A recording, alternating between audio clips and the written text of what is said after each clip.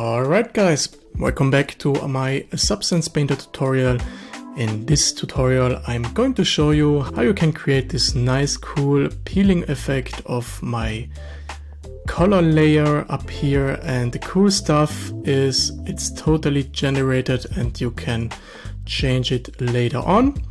Alright, let's do this. So first of all, I'm going to create a new layer. I'm just adding my test cube. So with my test cube, I have to generate first my maps. I don't need the ID map, so just do the other stuff. So maybe the height map 2.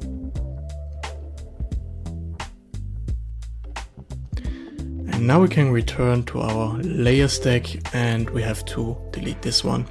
So the first thing we have to do is just to determine which base color, which base material we're just gonna add. I'm gonna add this copper for our base material. It's an easy material, and the next thing is we just have to add another layer. It's a fill layer for our overall color. So add a fill layer, call it maybe color. And on this one we are going to change the color, maybe this time another color like this, or maybe in green. Let's add some blue color. It's totally up to you. So the next thing is just have to add a black mask on our color. So add a black mask. And in here we have to add a smart mask. You find your smart mask under the smart mask tab. And the smart mask I'm going to use, it's called Paint Old Small Cracks. It's this one. Just add it with drag and drop, and you see it's doing some stuff, but it's doing it on the wrong way. So go to your mask builder and click on invert. So now we have our blue color on the right position, and we're just gonna play with some settings. If you want a little bit more cracks, go down to your curvature settings.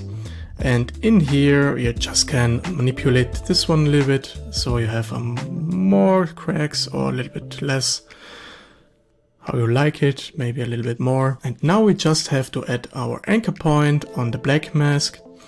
So click on this black mask, add an anchor point, leave the name as it is. And the next thing we have to do is just to add another fill layer.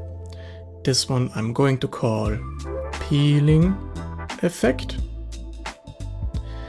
And for the peeling effect we have to turn off all our materials, all our nodes except for the height.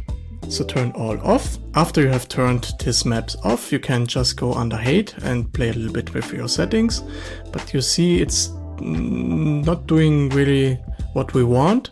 So I'm leaving it like this on 0.2, and we're going back to our peeling effect layer. We are adding a black mask, and on the black mask we have to reference our anchor point. In order to do that, we just have to add another fill layer in our black mask.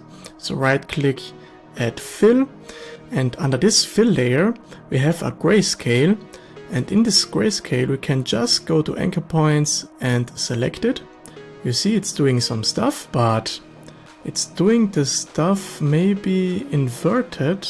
No, it's doing it right. You can see if I'm inverted, you see this base layer we have, it's popping out. We don't need that, so invert it. So the blue color is popping out like we want. The next thing we have to do is to add another layer on it. So right click on the black mask, add filter. So we can blur it a little bit out. Under the filter, choose this blur filter. So if you maybe like this, but you can't find it, it's like here. So just type blur and choose your blur filter. And with this blur filter, we just can blur a little bit little bit this stuff out like this. It's maybe just popping a little bit more. I leave it like this.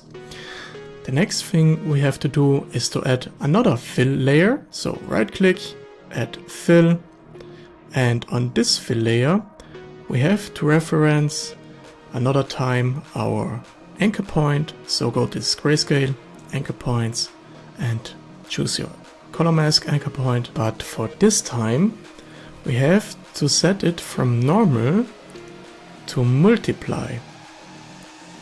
And you see we have a nice subtle change on it, and with this setup you can go back to your main layer and play with the final result, with the final height. If you're going down, you have a little bit subtle this detail, but if you're going up, you see we have a really nice peeling effect.